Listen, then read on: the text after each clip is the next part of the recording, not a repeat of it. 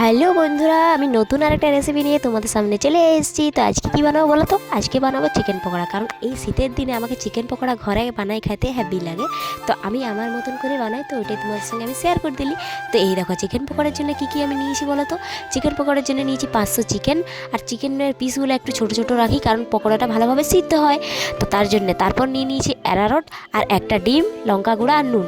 এইটাকে ভালোভাবে ম্যারিনেট করে, তো জল দিবার নাই পকোড়ার মধ্যে, ওটা এমনি ডিমের মধ্যে ভালোভাবে মানে মাখা হয়ে যায়।